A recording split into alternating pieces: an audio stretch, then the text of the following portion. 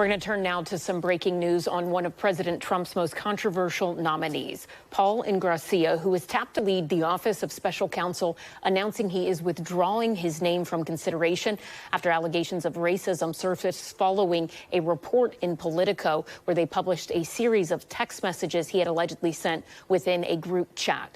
Ingrassia posting this on X tonight, quote, "I will be withdrawing myself from Thursday's HSGAC hearing," that is in reference to the Homeland Security and Government Affairs Committee, "to lead the Office of Special Counsel because, unfortunately, I do not have enough Republican votes at this time. I appreciate the overwhelming support that I have received throughout this process and will continue to serve President Trump and this administration to make America great again."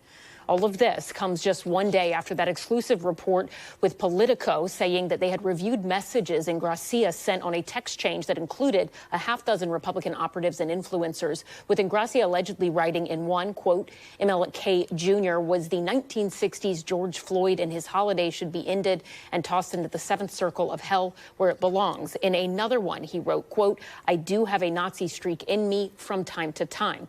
NBC News did not independently review or verify those messages, and Ingrassia, prior to his announcement tonight, had not responded to our request for comment. NBC's Melanie Zanona is on Capitol Hill with the very latest. Mel, walk us through what we know right now. How did he come to this decision, and how has he responded to those text messages?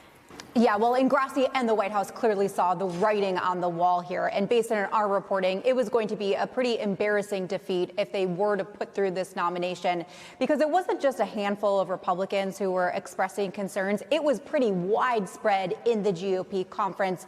They were uncomfortable with that Politico report that you mentioned, but also a number of other controversies that have been dogging this nominee from the very beginning. He was part of the legal team that represented Andrew Tate, a very divisive figure on the far right. He was also accused of sexual harassment, although he has denied all wrongdoing. And then when it comes to these text messages, he has not responded to our request for comment, but he did, through his attorney, tell Politico that if the texts were real, his attorney said they were, quote, "self-deprecating and satirical humor, making fun of the fact that liberals outlandishly and routinely call MAGA supporters Nazis." His attorney then also did say, though, that he was not confirming whether the text messages were real or not, and even suggested that they might be manipulated with the sole intent of hurting Ingrassia's nomination. But it is very clear that even Hill Republicans were not buying that argument, and that is ultimately why this nomination was pulled tonight.